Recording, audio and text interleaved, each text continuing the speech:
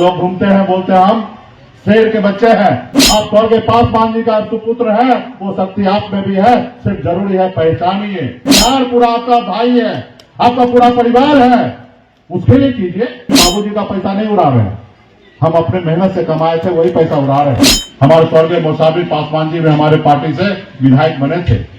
भाजपा ने बहुत कोशिश किया, चारों विधायक को लोभ लालच देने का कोशिश किया और चारों विधायक में से 3 विधायक बिक गए। लेकिन हमारे स्वर्गीय मुसाफिर पासवान जी ने कहा नहीं, हमें सहनी जी ने जिताया है, हम सहनी जी के पार्टी में वीआईपी में रहेंगे, हमें कुछ लोभ लालच नहीं चाहिए, हम सहनी जी के साथ है।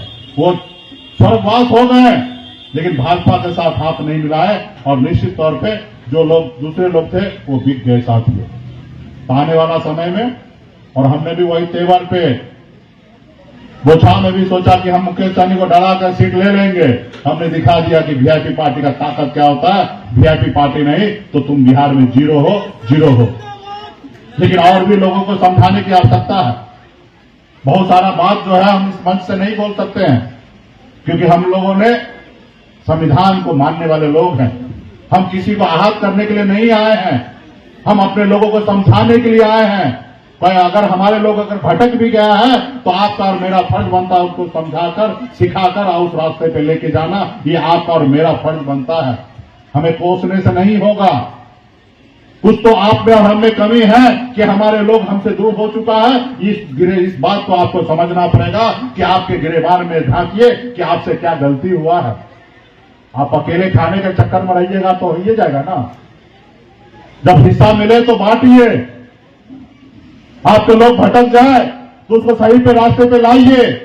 आपसे जाने अनजाने में गलती हो तो आप अपने लोगों से माफी मांग लीजिए, उनको समझाइए।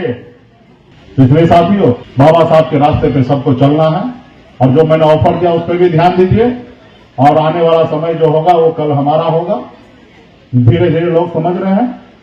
अभी आपने देखा देश के गृह मंत्री, भारत सरकार, देश के गृह मंत्री, देश के दूसरे व्यक्ति, और वो कह रहे हैं कि बाबा साहब का आजकल फैशन बन गया है उनका नाम लेना। बताइए, क्योंकि उनके दिल में बाबा साहब है ही नहीं, आरएसएस के दिल में बाबा साहब है ही नहीं। और आरएसएस के पास जो लोग पहुंच जाते हैं उनके भी दिल से बाबा साहब निकल जाते हैं। सिर्फ ऊपर से बोलते हैं। बहुत कम लोग होते हैं तो वहां जाने के बाद भी अपना स्वाभिमान जिंदा रखते हैं। उसमें से बहुत कम लोग होते हैं, जैसे स्वर्गीय हमारे रामविलास पासवान जी, वहां पहुंचने के बाद भी सरकार उन्होंने गिराने का क्षमता उनमें था।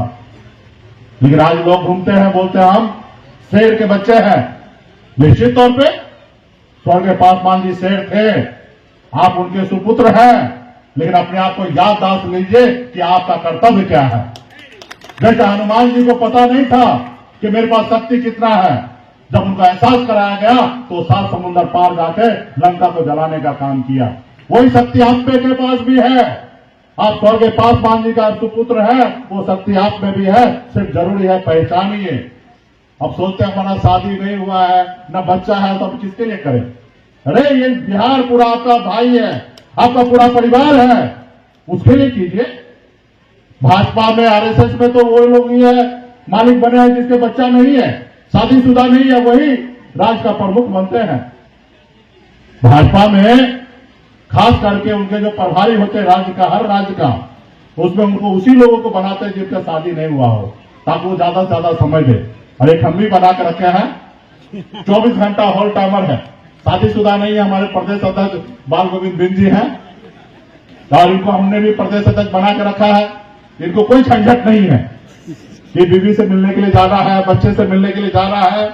अब तो अभी हम लोग कभी कभी लोभ लालच में भी फंसने का सोचते हैं कि हम इतना सब चीज कर रहे हैं, पूरा कमाया हुआ पैसा को खत्म करते जा रहे हैं, फिर बच्चे के लिए क्या हम छोड़ेंगे।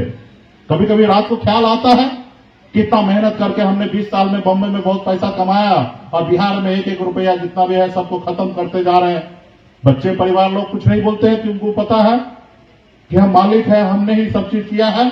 और मुझे पूरा हम पे विश्वास रखते हैं कि ये जो भी सोचते होंगे अच्छा सोचते होंगे, लेकिन अंदर आत्मा में उनको भी तकलीफ होता होगा कि पैसा कमाया हुआ सब खर्च कर रहे हैं। भाई भी को भी तकलीफ होता होगा कि भैया सब पैसा उड़ा रहे हैं, लेकिन वो भी कुछ नहीं बोल पाते। क्योंकि बाबूजी का पैसा नहीं उड़ा रहे हैं, हम अपने मेहनत से कमाए थे वही पैसा उड़ा रहे हैं। तो उनको भी लगता है कि भैया को ज्यादा बोलेंगे तो जो भी अभी है उसमें से कुछ नहीं मिले तो भी चुप है। हम रात को सोचते हैं कि अगर इस बार नहीं होगा तो क्या होगा, आगे नहीं होगा तो क्या होगा, क्योंकि हम लोग जो जिस बच्चे को दिए हैं हमारा भी कर्तव्य है ना, उसको हम संसार में लाएं, उसको अच्छी जिंदगी दें ताकि उसके लिए, लेकिन कभी कभी सोच आता है। उसके बाद जो भी हम सोचते हैं कि अच्छा पढ़ा लिखा दिए हैं, उनका काम होगा जैसे हम बगैर पढ़े लिखे, कम पढ़े लिखे होकर मुंबई जैसे शहर में जाकर अकेले झंडा को गाड़ दिए, मेरे बच्चे भी गाड़ देंगे क्योंकि हमारे ही खून है, हमारे बच्चे हैं। लेकिन इसके लिए साथियों हर साथी को काम करना, बड़े संख्या में यहाँ पे है। चुनाव के समय में सब चीज ध्यान रखना है और दिल्ली वाले को जब तक नहीं हटाइएगा, आरएसएस विचार के लोगों को जब तक नहीं खत्म कीजिएगा तब तक नहीं होगा। आप लोगों को कुछ नहीं मालूम है जितना हमको पता है। अभी क्या बोले, यहाँ पे महीना में इलाज के अभाव में मर रहा है, हम कुछ नहीं कर पाते हैं। हम कितना फोन करें, एक ही मनीष मंडल जी को दिन भर कितना बार फोन करें। वो क्या वो आईएमएस में मेरे लिए बैठा है, वहां पे सैकड़ों हजारों लोग वहां पे जा रहे हैं, खास करके गरीब लोग, और दम तोड़ रहे कि इलाज नहीं हो रहा है क्योंकि सरकार का व्यवस्था सही नहीं है। वो नहीं चाहता है कि गरीब सांस ले और वो जिंदा रहे। उनको मालूम है कि ये लोग गरीब लोग हमको वोट नहीं देते हैं और जिंदा रहेंगे तो वोट देंगे नहीं, वो विपक्ष में दे देंगे, इससे अच्छा मर जाए। वो ये चाहते हैं। वो स्कूल, सरकारी स्कूल को क्यों खराब करके रखे? वो चाहते हैं कि वो आप सरकारी स्कूल में पढ़ लिख कर अच्छा हो जाए, आप अच्छा पढ़ लिख लीजिएगा तो फिर आप सवाल जवाब कीजिएगा, मूर्ख रहिएगा तो सवाल जवाब नहीं कीजिएगा।